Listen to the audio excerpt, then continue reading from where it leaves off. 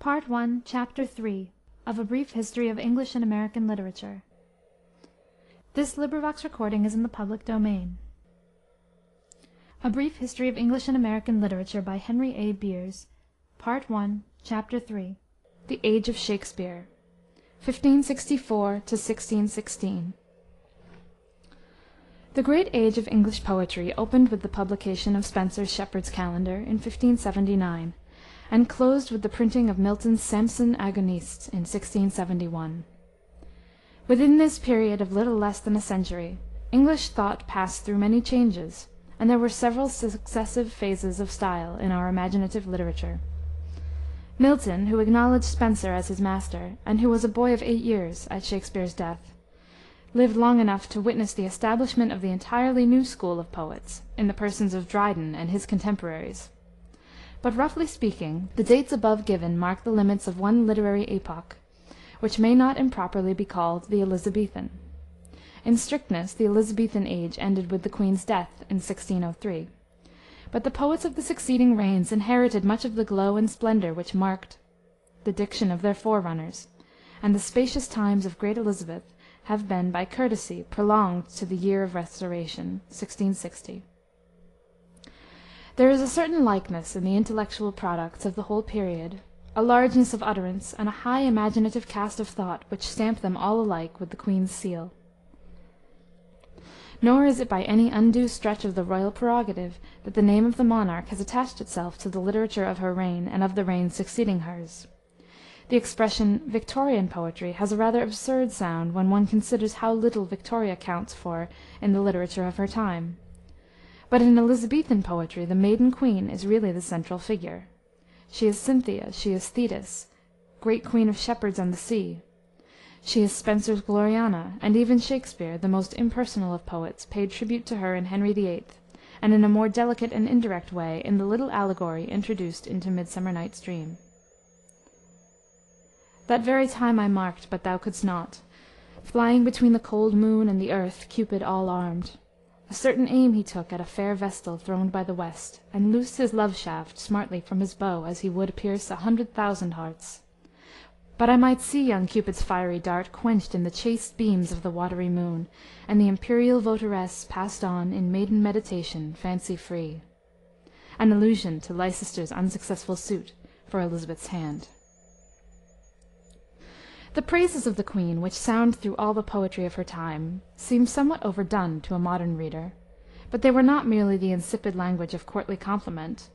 England had never before had a female sovereign, except in the instance of the gloomy and bigoted Mary. When she was succeeded by her more brilliant sister, the gallantry of a gallant and fantastic age was poured at the latter's feet, the sentiment of chivalry mingling itself with loyalty to the crown. The poets idealized Elizabeth.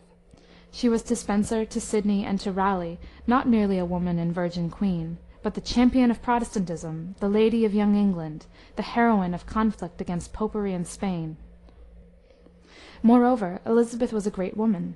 In spite of the vanity, caprice, and ingratitude which disfigured her character, and the vacillating, tortuous policy which often distinguished her government, she was at bottom a sovereign of large views, strong will, and dauntless courage. Like her father, she loved a man, and she had the magnificent tastes of the Tudors. She was a patron of the arts, passionately fond of shows and spectacles, and sensible to poetic flattery. In her royal progresses through the kingdom, the universities and the nobles and the cities vied with one another in receiving her with plays, revels, masques, and triumphs, in the mythological taste of the day. When the Queen paraded through a country town, says Warton, the historian of English poetry, almost every pageant was a pantheon. When she paid a visit at the house of any of her nobility, at entering the hall she was saluted by the Penates. In the afternoon, when she condescended to walk in the garden, the lake was covered with tritons and nereids. The pages of the family were converted into wood-nymphs, who peeped from every bower, and the footmen gambolled over the lawns in the figures of satyrs. When her Majesty hunted in the park, she was met by Diana, who, pronouncing our royal prude to be the biggest paragon of unspotted chastity, invited her to the groves free from the intrusions of Actaeon. The most elaborate of these entertainments of which we have any notice were, perhaps, the games celebrated in her honour by the Earl of Leicester, when she visited him at Kenilworth in 1575. An account of these was published by a contemporary poet, George Gascoigne, The Princely Pleasures at the Court of Kenilworth, and Walter Scott has made them familiar to modern readers in his novel of Kenilworth. Sidney was present on this occasion, and perhaps Shakspere, then a boy of 11, and living at Stratford, not far off, may have been taken to see the spectacle, may have seen Neptune riding on the back of a huge dolphin in the castle lake, speak the copy of verses in which he offered his trident to the Empress of the Sea, and may have heard a mermaid on a dolphin's back utter such dulcet and harmonious breath that the rude sea grew civil at the sound. But in considering the literature of Elizabeth's reign, it will be convenient to speak first of the prose. While following up Spenser's career to its close, 1599, we have, for the sake of unity of treatment, anticipated somewhat the literary history of the 20 years preceding. In 1579 appeared a book which had a remarkable influence on English prose. This was John Lyly's Euphues, the Anatomy of Wit. It was in form a romance, the history of a young Athenian who went to Naples to see the world and get an education, but it is in substance nothing but a series of dialogues on love, friendship, religion, etc., written in language which, from the title of the book, has received the name of Euphuism. This new English became very fashionable among the ladies, and that beauty in court which could not parler Euphuism, says a writer of 1632, was as little regarded as she which now there speaks not French. Walter Scott introduced the Euphuist into his novel The Monastery, but the peculiar jargon which Sir Percy Shafton is made to talk is not at all like the real Euphuism. That consisted of antithesis, alliteration, and the profuse illustration of every thought by metaphors borrowed from a kind of fabulous natural history. Descend into thine own conscience, and consider with thyself the great difference between staring and stark blind, wit and wisdom, love and lust. Be merry, but with modesty. Be sober, but not too sullen. Be valiant, but not too venturous. I see now that, as the fish Scolopidus in the flood Araxes, at the waxing of the moon, is as white as the driven snow, and at the waning as black as the burnt coal, so Euphues, which at the first increasing of our familiarity was very zealous, is now at the last cast become most faithless. Besides the fish Scolopidus, the favorite animals of Lyly's menagerie are such as the chameleon, which, though he have most guts, draweth least breath; the bird Paralis, which sitting upon white cloth is white, upon green, green; and the serpent Porphyrius, which, though he be full of poison, yet having no teeth, hurteth none but himself. Lyly's style was pithy and sententious, and his sentences have the air of proverbs or epigrams. The vice of Euphuism was its monotony. On every page of the book there was something pungent, something quotable, but many pages of such writing became tiresome. Yet it did much to form the hitherto loose structure of English prose, by lending it point and polish. His carefully balanced periods were valuable lessons in rhetoric, and his book became a manual of polite conversation, and introduced that fashion of witty repartee which is evident enough in Shakspere's comic dialogue. In 1580 appeared the second part, Euphues and his England, and 6 editions of the whole work were printed before 1598. Lyly had many imitators. In Stephen Gosson's School of Abuse, a tract directed against the stage, and published about 4 months later than the first part of Euphues, the language is distinctly Euphuistic. The dramatist Robert Greene published, in 1587, his Menaphon, Camilla's Alarum to slumbering Euphues, and his Euphues' Censure to Philautus. His brother dramatist, Thomas Lodge, published, in 1590, Rosalind, Euphues' Golden Legacy, from which Shakspere took the plot of As You Like It. Shakspere and Ben Jonson both quote from Euphues in their plays, and Shakspere was really writing Euphuism, when he wrote such a sentence as, "'Tis true, 'tis pity, pity 'tis true." That knightly gentleman, Philip Sidney, was a true type of the lofty aspiration and manifold activity of Elizabethan England. He was scholar, poet, courtier, diplomatist, statesman, soldier, all in one. Educated at Oxford, and then introduced at court by his uncle, the Earl of Leicester, he had been sent to France when a lad of 18, with the embassy which went to treat of the Queen's proposed marriage to the Duke of Alençon, and was in Paris at the time of the massacre of St. Bartholomew in 1572.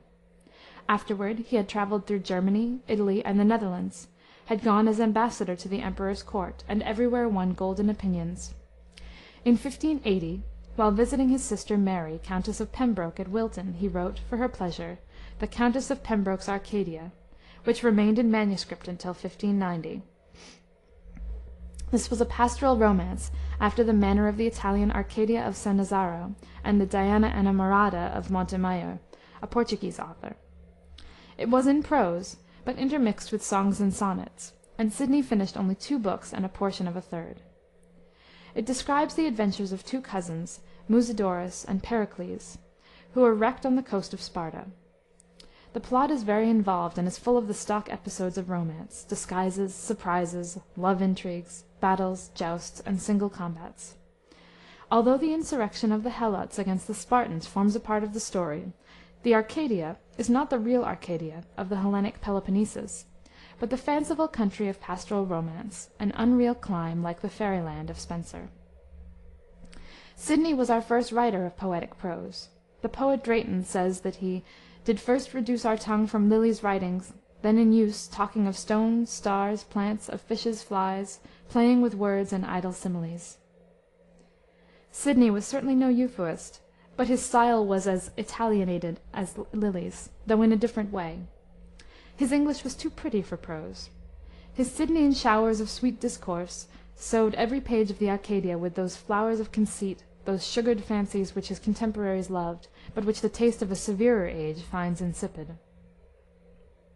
This splendid vice of the Elizabethan writers appears in Sidney chiefly in the form of an excessive personification. If he describes a field full of roses, he makes the roses add such a ruddy show unto it as though the field were bashful at its own beauty. If he describes ladies bathing in a stream, he makes the water break into 20 bubbles, as not content to have the picture of their face enlarge upon him, but he would in each of those bubbles set forth the miniature of them.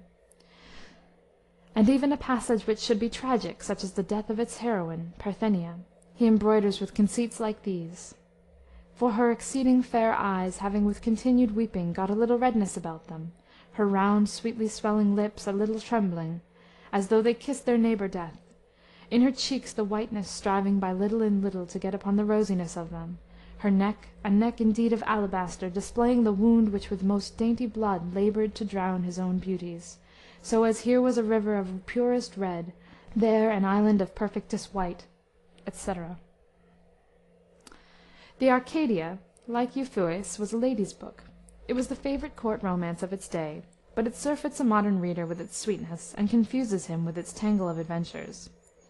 The lady for whom it was written was the mother of that William Herbert, Earl of Pembroke, to whom Shakspere's sonnets are thought to have been dedicated, and she was the subject of Ben Jonson's famous epitaph. Underneath this sable hearse lies the subject of all verse, Sidney's sister, Pembroke's mother, Death, ere thou hast slain another, learned and fair and good as she, time shall throw a dart at thee. Sidney's Defence of Poesy, composed in 1581, but not printed until 1595, was written in manlier English than the Arcadia, and is one of the very few books of criticism belonging to a creative and uncritical time. He was also the author of a series of love sonnets, Astrophel and Stella, in which he paid Platonic court to the Lady Penelope Rich, with whom he was not at all in love, according to the conventional usage of the amorists. Sidney died in 1586 from a wound received in a cavalry charge at Zutphen, where he was an officer in the English contingent sent to help the Dutch against Spain. The story has often been told of his giving his cup of water to a wounded soldier with the words, "Thy necessity is yet greater than mine." Sidney was England's darling, and there was hardly a poet in the land from whom his death did not obtain the meed of some melodious tear. Spenser's Ruins of Time were among the number of these funeral songs, but the best of them all was one by Matthew Royden, concerning whom little is known. Another typical Englishman of Elizabeth's reign was Walter Raleigh, who was even more versatile than Sidney, and more representative of the restless spirit of romantic adventure mixed with the cool, practical enterprise that marked the times. He fought against the Queen's enemy by land and sea in many quarters of the globe, in the Netherlands and in Ireland against Spain, with the Huguenot army against the League in France. Raleigh was from Devonshire, the great nursery of English seamen. He was a half-brother to the famous navigator Sir Humphrey Gilbert, and cousin to another great captain, Sir Richard Grenville. He sailed with Gilbert on one of his voyages against the Spanish treasure fleet, and in 1591 he published a report of the fight, near the Azores, between Grenville's ship, the Revenue, and 15 great ships of Spain, an action, said Francis Bacon, memorable even beyond credit, and to the height of some heroical fable. Raleigh was active in raising a fleet against the Spanish Armada of 1588. He was present in 1596 at the brilliant action in which the Earl of Essex singed the Spanish king's beard in the harbor of Cadiz. The year before he had sailed to Guiana in search of the fabled El Dorado, destroying on the way the Spanish town of San José in the West Indies, and on his return he published his Discovery of the Empire of Guiana. In 1597 he captured the town of Fayal in the Azores. He took a prominent part in colonizing Virginia, and he introduced tobacco and the potato plant into Europe. America was still a land of wonder and romance, full of rumors, nightmares, and enchantments. In 1580, when Francis Drake, the Devonshire skipper, had dropped anchor in Plymouth harbor, after his voyage around the world, the enthusiasm of England had been mightily stirred.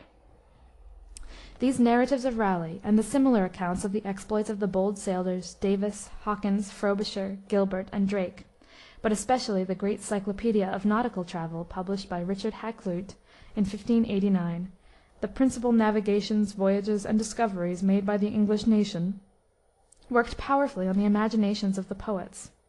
We see the influence of this literature of travel in The Tempest, written undoubtedly after Shakspere had been reading the narrative of Sir George Somers' shipwreck on the Bermudas, or Isles of Devils. Raleigh was not in favor with Elizabeth's successor, James I. He was sentenced to death on a trumped-up charge of high treason. The sentence hung over him until 1618, when it was revived against him, and he was beheaded. Meanwhile, during his 12 years' imprisonment in the Tower, he had written his magnum opus, The History of the World. This is not a history in the modern sense, but a series of learned dissertations on law, government, theology, magic, war, etc. A chapter with such a caption as the following would hardly be found in a universal history nowadays. Of their opinion which make paradise as high as the moon, and of others which make it higher than the middle region of the air. The preface and conclusion are noble examples of Elizabethan prose, and the book ends with an oft-quoted apostrophe to death. O eloquent, just, and mighty death, whom none could advise, thou hast persuaded; what none hath dared, thou hast done; and whom all the world hath flattered, thou only hast cast out of the world and despised. Thou hast drawn together all the far-fetched greatness, all the pride, cruelty, and ambition of man, and covered it all with these two narrow words, Hic jacet. Although so busy a man, Raleigh found time to be a poet. Spenser calls him the summer's nightingale, and George Puttenham, in his Art of English Poesie, 1589, finds his vein most lofty, insolent, and passionate. Puttenham used insolent in its old sense, uncommon, but this description is hardly less true if we accept the word in its modern meaning. Raleigh's most notable verses, The Lie, are a challenge to the world, inspired by indignant pride and the weariness of life, the saeva indignatio of Swift. The same grave and caustic melancholy, the same disillusion, marks his quaint poem The Pilgrimage. It is remarkable how many of the verses among his few poetical remains are asserted in the manuscripts, or by tradition to have been made by Sir Walter Raleigh the night before he was beheaded. Of one such poem the assertion is probably true, namely, the lines found in his Bible in the gatehouse at Westminster. Even such is time, that takes in trust our youth, our joys, our all we have, and pays as but with earth and dust. Who in the dark and silent grave, when we've wandered all our ways, shuts up the story of our days, but from this earth, this grave, this dust? My God shall raise me up, I trust.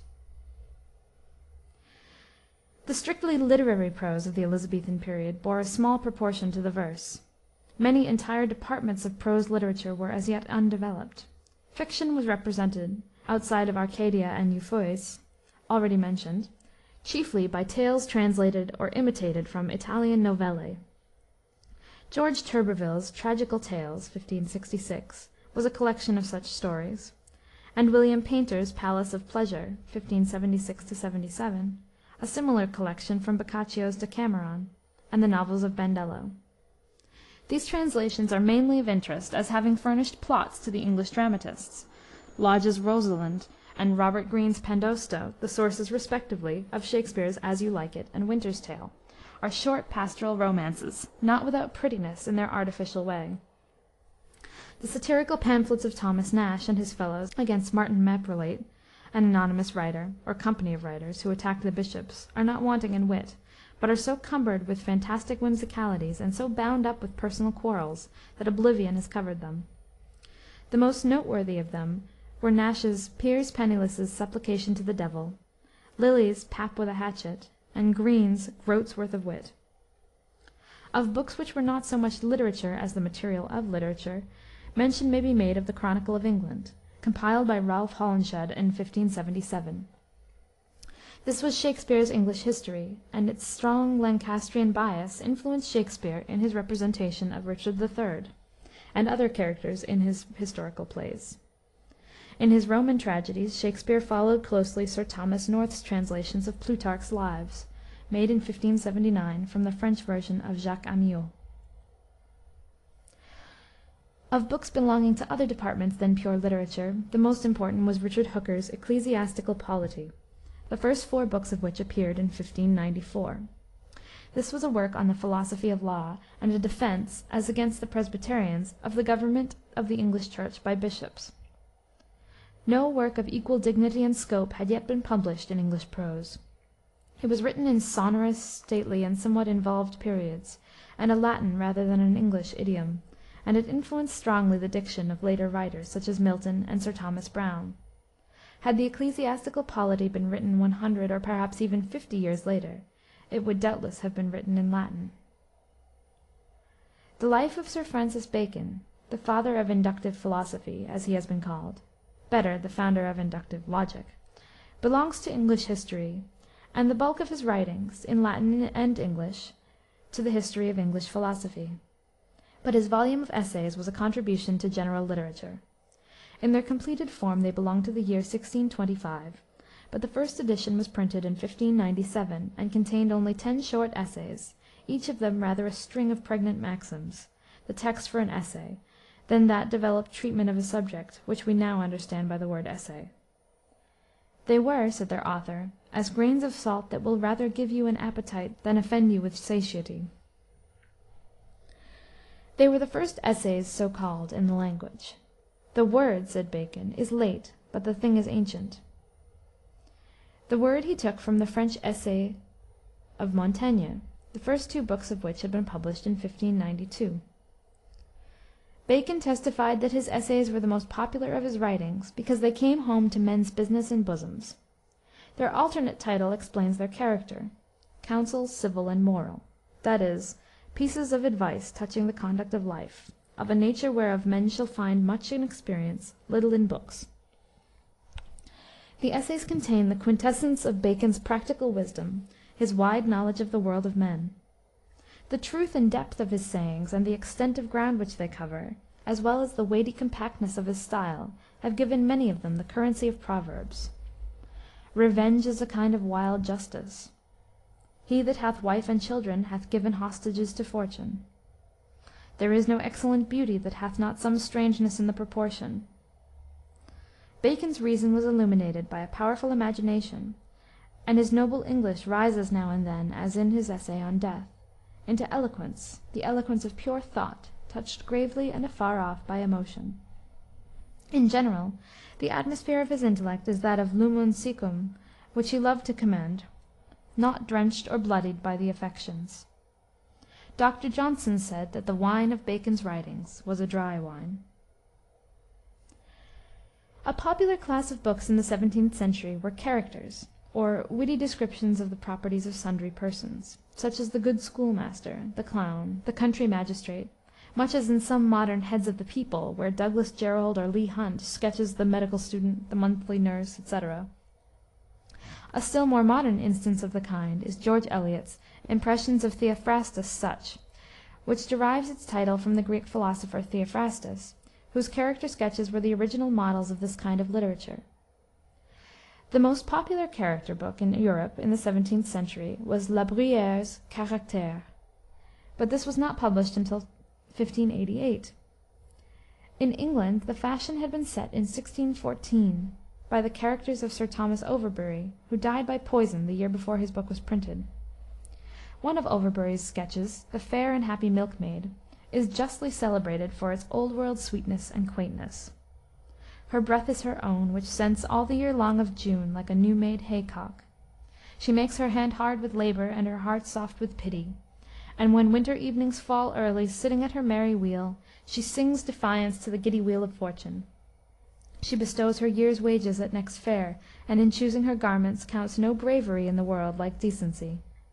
The garden and bee-hive are all her physic and surgery, and she lives the longer for it. She dares go alone and unfold sheep in the night, and fears no manner of ill, because she means none. Yet, to say truth, she is never alone, but is still accompanied with old songs, honest thoughts and prayers, but short ones. Thus lives she, and all her care is, she may die in the spring-time, to have store of flowers stuck upon her winding-sheet. England was still merry England in the times of good Queen Bess, and rang with old songs, such as kept this milkmaid company. Songs, said Bishop Joseph Hall, which were sung to the wheel and sung unto the pail. Shakspere loved their simple minstrelsy. He put some of them into the mouth of Ophelia, and scattered snatches of them through his plays, and wrote others like them himself. Now, good Cesario, but that piece of song, that old and antique song we heard last night, methinks it did relieve my passion much, and more than light airs and recollected terms of these most brisk and giddy-paced times. Mark it, Cesario, it is old and plain. The knitters and the spinners in the sun, and the free maids that weave their threads with bones, do use to chant it. It is silly sooth, and dallies with the innocence of love, like the old age. Many of these songs, so natural, fresh, and spontaneous, together with sonnets and other more elaborate forms of lyrical verse, were printed in miscellanies, such as the Passionate Pilgrim, England's Helicon, and Davison's Poetical Rhapsody. Some were anonymous, or were by poets of whom little more is known than their names. Others were by well-known writers, and others, again, were strewn through the plays of Lyly, Shakspere, Jonson, Beaumont, Fletcher, and other dramatists. Series of love sonnets, like Spenser's Amoretti and Sidney's Astrophel and Stella, were written by Shakspere, Daniel, Drayton, Drummond, Constable, Watson, and others, all dedicated to some mistress, real or imaginary. Pastorals, too, were written in great number, such as William Brown's Britannia's Pastorals and Shapera's Pipe, 1613 to 1616, and Marlowe's charmingly rococo little idyl, The Passionate Shepherd to His Love, which Shakspere quoted in The Merry Wives of Windsor, and to which Sir Walter Raleigh wrote a reply. There were love stories in verse, like Arthur Brooke's Romeo and Juliet, the source of Shakespeare's tragedy, Marlowe's fragment Hero and Leander, and Shakespeare's Venus and Adonis, and The Rape of Lucretia, the first of these on an Italian, and the other three on classical subjects, though handled in anything but a classical manner. Wordsworth said finely of Shakespeare that he could not have written an epic, he would have died of a plethora of thought. Shakespeare's two narrative poems, indeed, are by no means models of their kind. The current of the story is choked at every turn, though it be with golden sand.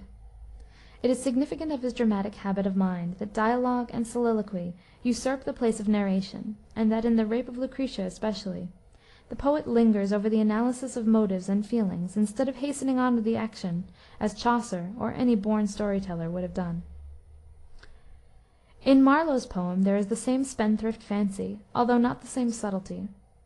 In the first two divisions of the poem the story does, in some sort, get forward, but in the continuation by George Chapman, who wrote the last four sestiads, the path is utterly lost, with woodbine and the gadding vine o'ergrown. One is reminded that modern poetry, if it has lost in richness, has gained in directness, when one compares any passage in Marlowe and Chapman's Hero and Leander with Byron's ringing lines, "The wind is high on hell's wave, as on that night of stormy water, when Love, who sent, forgot to save the young, the beautiful, the brave, the lonely hope of Sestos' daughter." Marlowe's continuator, Chapman, wrote a number of plays, but he is best remembered by his royal translation of Homer, issued in parts from 1598 to 1615. This was not so much a literal translation of the Greek as a great Elizabethan poem inspired by Homer. It was Homer's fire, but not his simplicity, the energy of Chapman's fancy kindling him to run beyond his text into all manner of figures and conceits. It was written, as has been said, as Homer would have written if he had been an Englishman of Chapman's time. Certainly all later versions, Pope's and Cowper's and Lord Derby's and Bryant's, seem pale against the glowing exuberance of Chapman's English. His verse was not the heroic line of 10 syllables, chosen by most of the standard translators, but the long 14-syllabled measure, which degenerates easily into sing-song in the hands of a feeble metrist. In Chapman it is often harsh, but seldom tame, and in many passages it reproduces wonderfully the ocean-like roll of Homer's hexameters. From his bright helm and shield did burn a most unwearied fire, like rich Autumnus' golden lamp, whose brightness men admire past all the other host of stars, when with his cheerful face, fresh washed in lofty ocean waves, he doth the sky enchase. Keats's fine ode, On First Looking into Chapman's Homer, is well known. Fairfax's version of Tasso's Jerusalem Delivered, 1600, is one of the best metrical translations in the language. The national pride in the achievements of Englishmen by land and sea found expression not only in prose chronicles and in books, like Stowe's Survey of London and Harrison's Description of England, prefixed to Holinshed's Chronicle, but in long historical and descriptive poems, like William Warner's Albion's England, 1586, Samuel Daniel's History of the Civil Wars, 1595 1602, Michael Drayton's Barons' Wars, 1596, England's Heroic Epistles, 1598, and Polyolbion, 1613. The very plan of these works was fatal to their success. It is not easy to digest history and geography into poetry. Drayton was the most considerable poet of the three, but his Polyolbion was nothing more than a gazetteer in rhyme, a topographical survey of England and Wales, with tedious personifications of rivers, mountains, and valleys, in 30 books and nearly 100,000 lines. It was Drayton who said of Marlowe that he had in him those brave translunary things that the first poets had. And there are brave things in Drayton, but there are only occasional passages, oases among dreary wastes of sand. His Agincourt is a spirited war-song, and his Nymphidia, or Court of Faery, is not unworthy of comparison with Drake's Culprit Fay, and is interesting as bringing in Oberon and Robin Goodfellow, and the popular fairy lore of Shakspere's Midsummer Night's Dream. The well-languaged Daniel, of whom Ben Jonson said that he was a good honest man, but no poet, wrote, however, one fine meditative piece, his Epistle to the Countess of Cumberland, a sermon apparently on the text of the Roman poet Lucretius's famous passage in praise of philosophy, Suave mari magno, turbantibus equora ventis, etc. But the Elizabethan genius found its fullest and truest expression in the drama. It is a common phenomenon in the history of literature that some old literary form or mold will run along for centuries without having anything poured into it worth keeping, until the moment comes when the genius of the time seizes it and makes it the vehicle of immortal thought and passion. Such was in England the fortune of the stage play. At a time when Chaucer was writing character sketches that were really dramatic, the formal drama consisted of rude miracle plays that had no literary quality whatever. These were taken from the Bible, and acted at first by the priests as illustrations of Scripture history and additions to the church service on feasts and saints' days. Afterward the town guilds, or incorporated trades, took hold of them and produced them annually on scaffolds in the open air.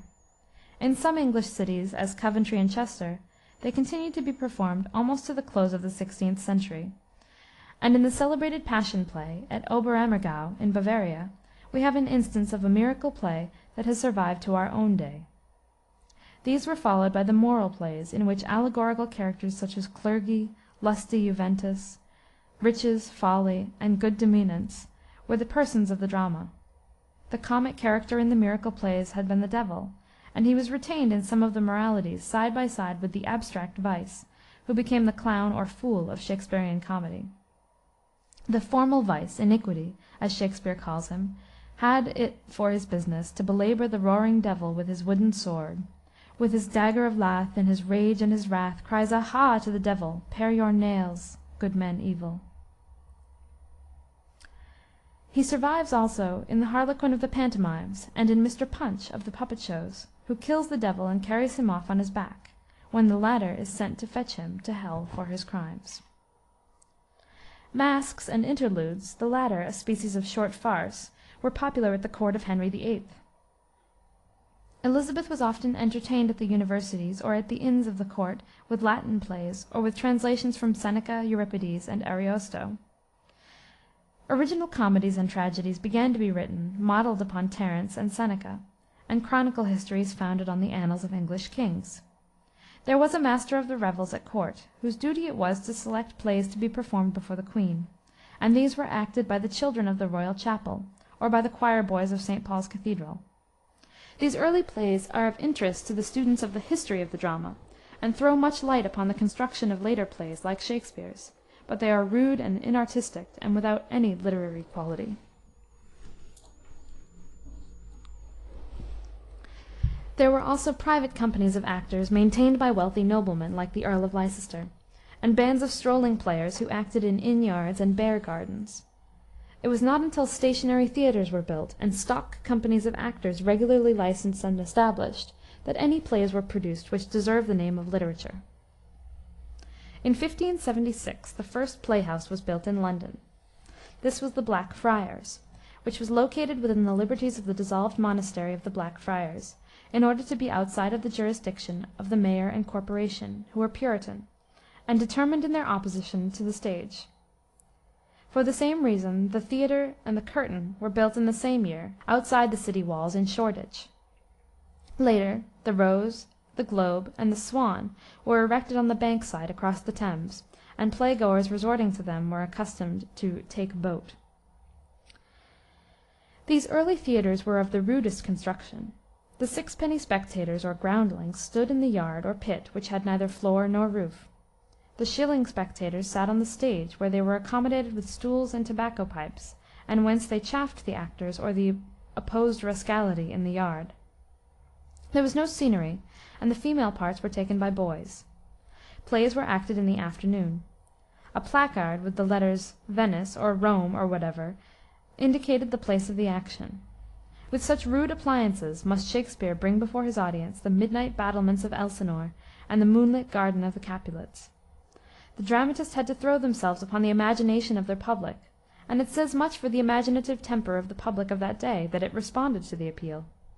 It suffered the poet to transport it over wide intervals of space and time, and with aid of some few foot and half-foot words, fight over York and Lancaster's long jars. Pedantry undertook, even at the very beginnings of the Elizabethan drama, to shackle it with the so-called rules of Aristotle, or classical unities of time and place, to make it keep violent action off the stage, and comedy distinct from tragedy. But the playwrights appealed from the critics to the truer sympathies of the audience, and they decided for freedom in action, rather than restraint and recitation. Hence our national drama is of Shakspere, and not of Racine. By 1603 there were 12 playhouses in London in full blast, although the city then numbered only 150,000 inhabitants. Fresh plays were produced every year. The theatre was more to the Englishman of that time than it has ever been before or since. It was his club, his novel, his newspaper, all in one. No great drama has ever flourished apart from a living stage, and it was fortunate that the Elizabethan dramatists were, almost all of them, actors and familiar with stage effect. Even the few exceptions, like Beaumont and Fletcher, who were young men of good birth and fortune, and not dependent on their pens, were probably intimate with the actors, lived in a theatrical atmosphere, and knew practically how plays should be put on. It had now become possible to earn a livelihood as an actor and playwright. Richard Burbage and Edward Allen, the leading actors of their generation, made large fortunes. Shakspere himself made enough from his share in the profits of the Globe to retire with a competence some 7 years before his death, and purchase a handsome property in his native Stratford. Accordingly, shortly after 1580, a number of men of real talent began to write for the stage as a career. These were young graduates of the universities, Marlowe, Greene, Peele, Kidd, Lyly, Lodge, and others, who came up to town and led a bohemian life as actors and playwrights. Most of them were wild and dissipated, and ended in wretchedness. Peele died of a disease brought on by his evil discourses, Greene in extreme destitution from a surfeit of Rhenish wine and pickled herring, and Marlowe was stabbed in a tavern brawl. The Euphuist, Lyly, produced 8 plays from 1584 to 1601. They were written for court entertainments, in prose, and mostly on mythological subjects. They have little dramatic power, but the dialogue is brisk and vivacious, and there are several pretty songs in them. All the characters talk Euphuism. The best of these was Alexander and Campaspe, the plot of which is briefly as follows. Alexander has fallen in love with his beautiful captive Campaspe, and employs the artist Apelles to paint her portrait. During the sittings, Apelles becomes enamored of his subject, and declares his passion, which is returned.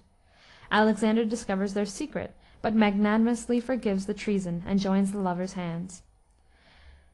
The situation is a good one, and capable of strong treatment in the hands of a real dramatist.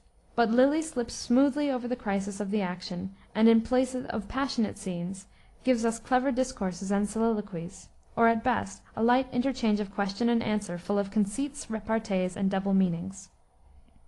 For example, Apelles, whom do you love best in the world? Campaspe, he that made me last in the world. Apelles, that was a god. Campaspe, I had thought it had been a man, etc.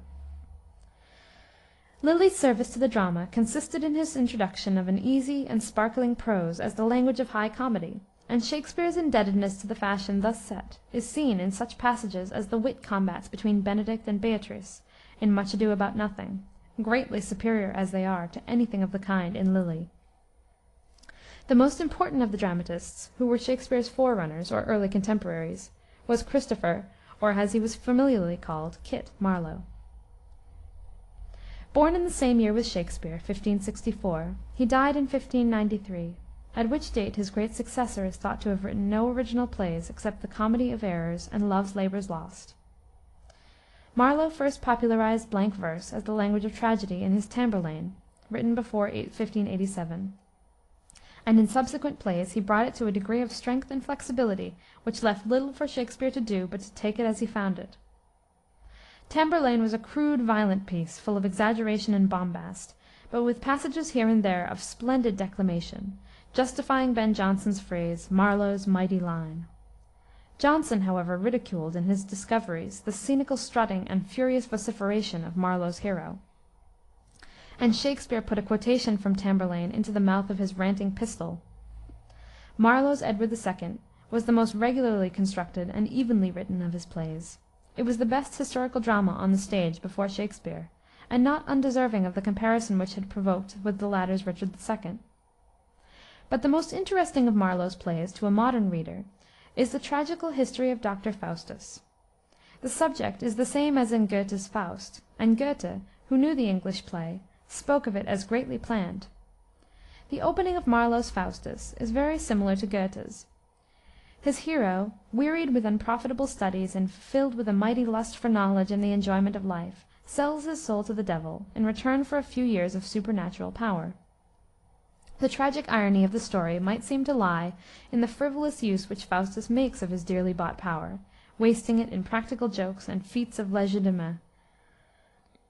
But of this Marlowe was probably unconscious. The love story of Margaret, which is the central point of Goethe's drama, is entirely wanting in Marlowe's, and so is the subtle conception of Goethe's Mephistopheles. Marlowe's handling of the supernatural is materialistic and downright, as befitted an age which believed in witchcraft. The greatest part of the English Faustus is the last scene, in which the agony and terror of suspense with which the magician awaits the stroke of the clock that signals his doom are powerfully drawn. O lente, lente currile noctis equi! The stars move still, time runs, the clock will strike. O soul, be changed into little water drops, and fall into the ocean, ne'er be found.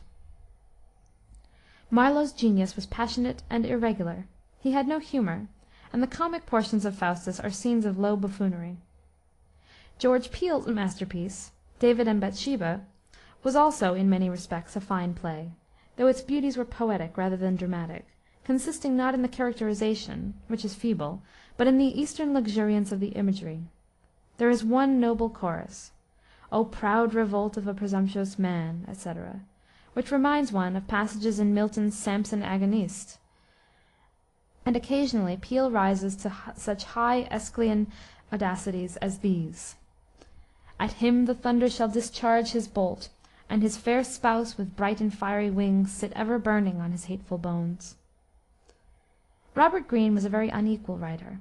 His plays are slovenly and careless in construction, and he puts classical allusions into the mouths of milkmaids and serving boys with the grotesque pedantry and want of keeping common among the playwrights of the early stage.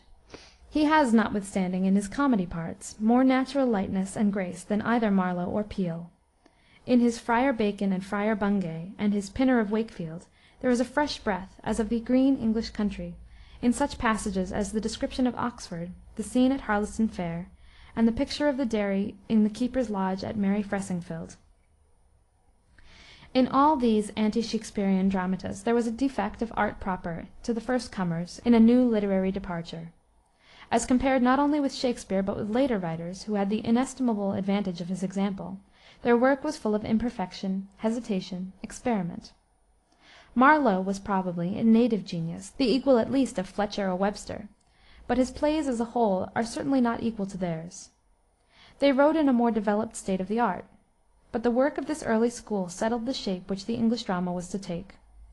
It fixed the practice and traditions to the national theater. It decided that the drama was to deal with the whole of life, the real and the ideal, tragedy and comedy, prose and verse, in the same play, without limitations of time, place, and action. It decided that the English play was to be an action, and not a dialogue, bringing boldly upon the mimic scene feasts, dances, processions, hangings, riots, plays within plays, drunken revels, beatings, battle, murder, and sudden death. It established blank verse, with occasional rhyming couplets at the close of a scene or of a long speech, as the language of the tragedy and high comedy parts, and prose as the language of the low comedy and business parts. And it introduced songs, a feature of which Shakspere made exquisite use. Shakspere, indeed, like all great poets, invented no new form of literature, but touched old forms to finer purposes, refining every thing, discarding nothing. Even the old chorus and dumb show he employed, though sparingly, as also the old jig or comic song which the clown used to give between the acts. Of the life of William Shakspere, the greatest dramatic poet of the world, so little is known that it has been possible for ingenious persons to construct a theory and support it with some show of reason, that the plays which pass under his name were really written by Bacon or some one else. There is no danger of this paradox ever making serious headway, for the historical evidence that Shakspere wrote Shakespeare's plays, though not overwhelming, is sufficient. But it is startling to think that the greatest creative genius of his day, or perhaps of all time, was suffered to slip out of life so quietly that his title to his own works could even be questioned only 250 years after the event. That the single authorship of the Homeric poems should be doubted is not so strange, for Homer is almost prehistoric. But Shakspere was a modern Englishman, and at the time of his death the first English colony in America was already 9 years old. The important known facts of his life can be told almost in a sentence. He was born at Stratford-on-Avon in 1564, married when he was 18, went to London, probably in 1587, and became an actor, playwright, and stockholder in the company which owned the Blackfriars and the Globe theaters. He seemingly prospered in his calling, and retired about 1609 to Stratford, where he lived in his house that he had bought some years before, and where he died in 1616. His Venus and Adonis was printed in 1593, the Rape of Lucretia in 1594, and his Sonnets in 1609. So far as it is known, only 18 of the 37 plays generally attributed to Shakspere were printed during his lifetime. These were printed singly, in quarto shape, and were little more than stage books or librettos. The first collected edition of his works was the so-called First Folio of 1623, published by his fellow actors, Hemming and Condell.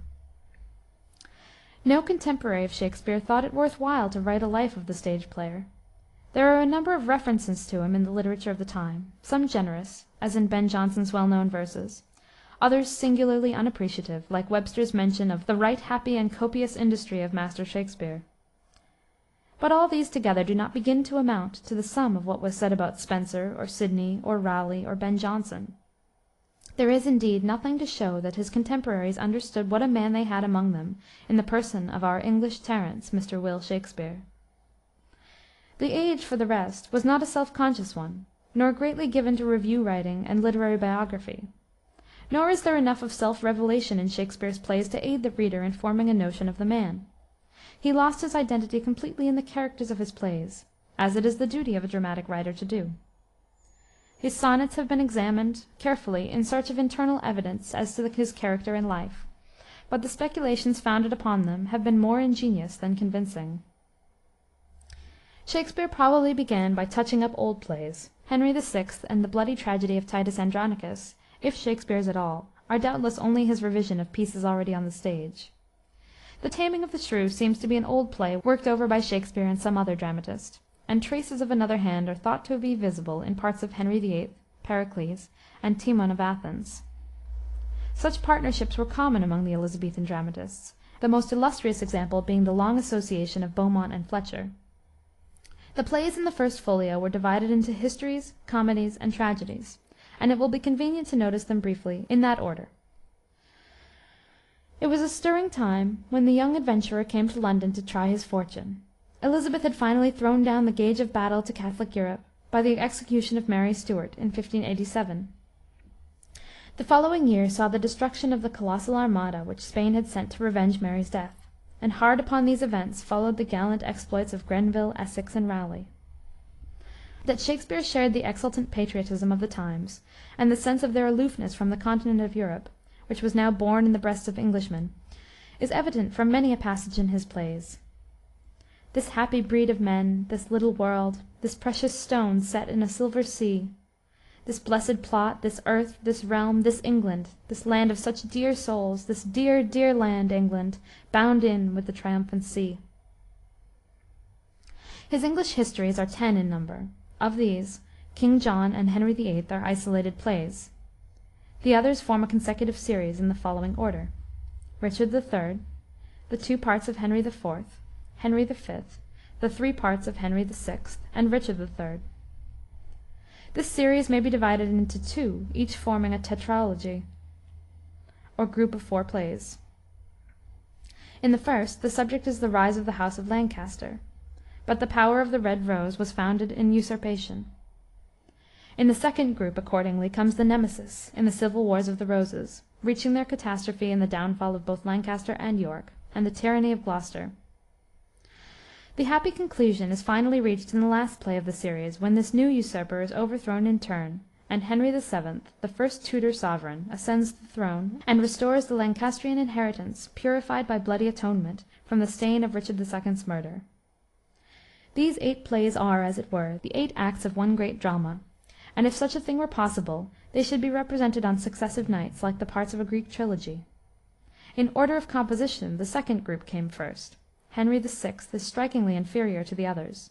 Richard III. Is a good acting play, and its popularity has been sustained by a series of great tragedians, who have taken the part of the king.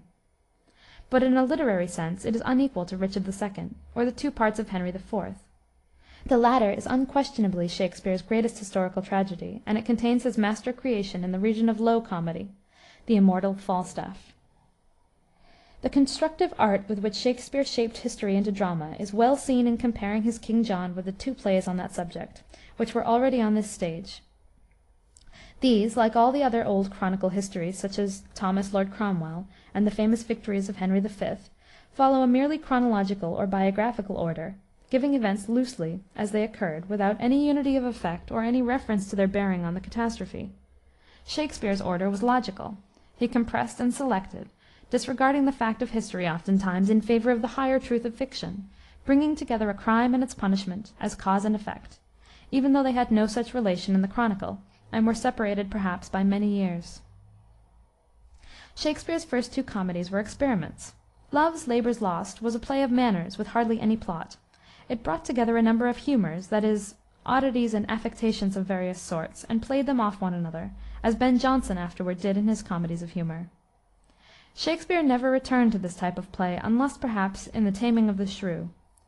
There the story turned on a single humor, Catharine's bad temper, just as the story in Jonson's Silent Woman turned on Morose's hatred of noise. The Taming of the Shrew is, therefore, one of the least Shaksperian of the Shakespeare's plays, a bourgeois domestic comedy, with a very narrow interest. It belongs to the school of French comedy, like Molière's Malade Imaginaire, not to the romantic comedy of Shakspere and Fletcher. The Comedy of Errors was an experiment of an exactly opposite kind. It was a play purely of incident, a farce, in which the main improbability being granted, namely, that the twin Antipholi and twin Dromios are so alike that they cannot be distinguished, all the amusing complications follow naturally enough. There is little character drawing in the play. Any two pairs of twins in the same predicament would be equally droll. The fun lies in the situation. This was a comedy of the Latin school, and resembled the Menaechmi of Plautus. Shakspere never returned to this type of play, though there is an element of errors in Midsummer Night's Dream. In The Two Gentlemen of Verona he finally hit upon that species of romantic comedy which he may be said to have invented or created out of the scattered materials at hand in the works of his predecessors. In this play, as in The Merchant of Venice, Midsummer Night's Dream, Much Ado About Nothing, As You Like It, Twelfth Night, Winter's Tale, All's Well that Ends Well, Measure for Measure, and The Tempest, the plan of construction is as follows. There is one main intrigue carried out by the high comedy characters, and a secondary intrigue, or underplot, by the low comedy characters. The former is by no means purely comic, but admits the presentation of the noblest motives, the strongest passions, and the most delicate graces of romantic poetry. In some of the plays it has a prevailing lightness and gaiety, as in As You Like It and Twelfth Night. In others, like Measure for Measure, it is barely saved from becoming tragedy by the happy close. Shylock certainly remains a tragic figure even to the end, and a play like Winter's Tale, in which the painful situation is prolonged for years, is only technically a comedy. Such dramas, indeed, were called on many of the title pages of the time tragicomedies. The low comedy interlude, on the other hand, was broadly comic. It was cunningly interwoven with the texture of the play, sometimes loosely, and by way of variety or relief, as in the episode of Touchstone and Audrey in As You Like It, sometimes closely, as in the case of Dogberry and Vergis in Much Ado About Nothing, where the blundering of the watch is made to bring about the denouement of the main action. The Merry Wives of Windsor is an exception to this plan of construction. It is Shakspere's only play of contemporary, middle-class English life, and is written almost throughout in prose. It is his only pure comedy, except The Taming of the Shrew. Shakspere did not abandon comedy when writing tragedy, though he turned it to a new account. The two species graded into one another. Thus Cymbeline is, in its fortunate ending, really as much of a comedy as A Winter's Tale, to which its plot bears a resemblance, and is only technically a tragedy because it contains a violent death. In some of the tragedies, as Macbeth and Julius Caesar, the comedy element is reduced to a minimum. But in others, as Romeo and Juliet and Hamlet, it heightens the tragic feeling by the irony of contrast. Akin to this is the use to which Shakspere put the old vice or clown of the moralities. The fool in Lear, Touchstone in As You Like It, and Thersites in Troilus and Cressida, are a sort of parody of the function of the Greek chorus, commenting the action of the drama with scraps of bitter or half-crazy philosophy and wonderful gleams of insight into the depths of man's nature. The earliest of Shakspere's tragedies, unless Titus Andronicus be his, was doubtless Romeo and Juliet, which is full of the passion and poetry of youth and of first love. It contains a large proportion of rhyming lines, which is usually a sign in Shakspere of early work. He dropped rhyme more and more in his later plays, and his blank verse grew freer and more varied in its pauses and the number of its feet. Romeo and Juliet is also unique among his tragedies in this respect, that the catastrophe is brought about by a fatality, as in the Greek drama. It was Shakspere's habit to work out this tragic conclusion from within, through character rather than through external chances. This is true of all the great tragedies of his middle life, Hamlet, Othello, Lear, Macbeth, in every one of which the catastrophe is involved in the character and actions of the hero. This is so in a special sense in Hamlet, the subtlest of all Shakspere's plays, and if not his masterpiece, at any rate the one which has most attracted and puzzled the greatest minds. It is observable that in Shakspere's comedies there is no one central figure, but that in passing into tragedy he intensified and concentrated the action upon a single character. This difference is seen even in the naming of the plays. The tragedies always take their titles from their heroes, the comedies never. Somewhat later, probably, than the tragedies already mentioned, were the three Roman plays, Julius Caesar, Coriolanus, and Antony and Cleopatra. It is characteristic of Shakspere that he invented the plot of none of his plays, but took material that he found at hand. In these Roman tragedies he followed Plutarch closely, and yet, even in doing so, gave, if possible, a greater evidence of real creative power than when he borrowed a mere outline of a story from some Italian novelist. It is most instructive to compare Julius Caesar with Ben Jonson's Catiline and Sejanus. Jonson was careful not to go beyond his text. In Catiline he translates almost literally the whole of Cicero's first oration against Catiline. Sejanus is a mosaic of passages from Tacitus and Suetonius. There is none of this dead learning in Shakspere's play. Having grasped the conception of the characters of Brutus, Cassius, and Mark Antony, as Plutarch gave them, he pushed them out into their consequences in every word and act so independently of his original, and yet so harmoniously with it, that the reader knows that he is reading history, and needs no further warrant for it than Shakspere's own. Timon of Athens is the least agreeable and most monotonous of Shakspere's undoubted tragedies, and Troilus and Cressida, says Coleridge, is the hardest to characterize. The figures of the old Homeric world fare but hardly under the glaring light of modern standards of morality, which Shakspere turns upon them. Ajax becomes a stupid bully, Ulysses a crafty politician, and swift-footed Achilles a vain and sulky chief of faction. In losing their ideal remoteness, the heroes of the Iliad lose their poetic quality, and the lover of Homer experiences an unpleasant disenchantment. It was customary in the 18th century to speak of Shakspere as a rude, though prodigious genius. Even Milton could describe him as "warbling his native wood-notes wild." But a truer criticism, beginning in England with Coleridge, has shown that he was also a profound artist. It is true that he wrote for his audiences, and that his art is not everywhere and at all points perfect. But a great artist will contrive, as Shakspere did, to reconcile practical exigencies, like those of the public stage, with the finer requirements of his art. Strained interpretations have been put upon this or that item in Shakspere's plays, and yet it is generally true that some deeper reason can be assigned for his method in a given case than that the audience liked puns, or the audience liked ghosts. Compare, for example, his delicate management of the supernatural with Marlowe's procedure in Faustus. Shakspere's age believed in witches, elves, and apparitions, and yet there is always something shadowy or allegorical in his use of such machinery. The ghost in Hamlet is merely an embodied suspicion.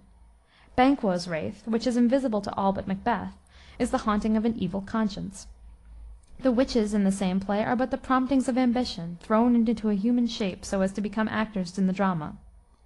In the same way, the fairies in Midsummer Night's Dream are the personified caprices of the lovers, and they are unseen by the human characters, whose likes and dislikes they control, save in the instance where Bottom is translated, that is, becomes mad, and has sight of the invisible world.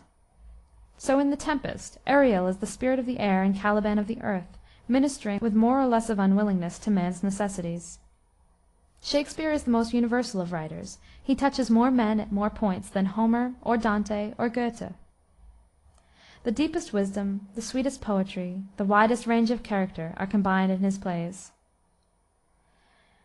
He made the English language an organ of expression unexcelled in the history of literature. Yet he is not an English poet simply, but a world poet. Germany has made him her own, and the Latin races, though at first hindered in a true appreciation of him by the canons of classical taste, have at length learned to know him. An ever-growing mass of Shakespearean literature, in the way of comment and interpretation, critical, textual, historical, or illustrative, testifies to the durability and growth of his fame. Above all, his plays still keep, and probably always will keep, the stage. It is common to speak of Shakspere and the other Elizabethan dramatists as if they stood, in some sense, on a level. But in truth there is an almost measureless distance between him and all of his contemporaries. The rest shared with him in the mighty influences of the age. Their plays were touched here and there with the power and splendor of which they were all joint heirs. But as a whole they are obsolete. They live in books, but not in the hearts and on the tongues of men. The most remarkable of the dramatists contemporary with Shakspere was Ben Jonson, whose robust figure is in striking contrast with the other's gracious impersonality. Jonson was 9 years younger than Shakspere. He was educated at Westminster School, served as a soldier in the Low Countries, became an actor in Henslow's company, and was twice imprisoned, once for killing a fellow actor in a duel, and once for his part in the comedy of Eastward Ho, which gave offense to King James. He lived down to the times of Charles I., 1635, and became the acknowledged arbiter of English letters and the centre of convivial wit combats at the Mermaid, the Devil, and other famous London taverns. What things have we seen done at the Mermaid, heard words that have been so nimble and so full of subtle flame, as if that every one from whom they came had meant to put his whole wit in a jest, and had resolved to live a fool the rest of his dull life. The inscription on his tomb in Westminster Abbey is simply, O rare Ben Jonson. Jonson's comedies were modelled upon the Vetus Commedia of Aristophanes, which was satirical in purpose, and they belonged to an entirely different school from Shakspere's. They were classical and not romantic, and were pure comedies, admitting no admixture of tragic motives. There is hardly one lovely or beautiful character in the entire range of his dramatic creations. They were comedies not of character in the high sense of the word, but of manners or humors. His design was to lash the follies and vices of the day, and his dramatis persona consisted for the most part of gulls, impostors, fops, cowards, swaggering braggarts, and Paul's men. In his first play, Every Man in His Humour, acted in 1598, in Every Man Out of His Humour, Bartholomew Fair, and indeed in all of his comedies, his subject was the spongy humours of the time, that is, the fashionable affectations, the whims, oddities, and eccentric developments of London life. His procedure was to bring together a number of these fantastic humorists, to play them off upon each other, involve them in all manner of comical misadventures, and render them utterly ridiculous and contemptible. There was thus a perishable element in his art, for manners change, and however effective this exposure of contemporary affectations may have been, before an audience of Jonson's day, it is as hard for a modern reader to detect his points as it will be for a reader 200 years hence to understand the satire upon the aesthetic craze in such pieces of the present day as Patience or The Colonel. Nevertheless, a patient reader, with the help of copious footnotes, can gradually put together for himself an image of that world of obsolete humours in which Jonson's comedy dwells, and can admire the dramatist's solid good sense, his great learning, his skill in construction, and the astonishing fertility of his invention. His characters are not revealed from within like Shakspere's, but built up painfully from outside by a succession of minute, laborious particulars. The difference will be plainly manifest if such a character as Slender, in The Merry Wives of Windsor, be compared with any one of the inexhaustible variety of idiots in Jonson's plays, with Master Stephen, for example, in Every Man in His Humour, or if Falstaff be put side by side with Captain Bobadil in the same comedy, perhaps Jonson's masterpiece in the way of comic caricature. Cynthia's Revels was a satire on the courtiers, and the Poetaster on Jonson's literary enemies. The Alchemist was an exposure of quackery, and is one of his best comedies, but somewhat overweighted with learning. Volpone is the most powerful of all his dramas, but is a harsh and disagreeable piece, and the state of society which it depicts is too revolting for comedy. The Silent Woman is perhaps the easiest of all Jonson's plays for a modern reader to follow and appreciate. There is a distinct plot to it, the situation is extremely ludicrous, and the emphasis is laid upon single humour or eccentricity, as in some of Molière's lighter comedies, like Le Malade Imaginaire, or Le Médecin Malgré Lui. In spite of his heaviness in drama, Jonson had a light enough touch in lyric poetry. His songs have not the careless sweetness of Shakspere's, but they have a grace of their own. Such pieces as his Love's Triumph, Hymn to Diana, The Noble Mind, and the adaptation from Philostratus, Drink to Me Only with Thine Eyes, and many others, entitle their author to rank among the first English lyrists.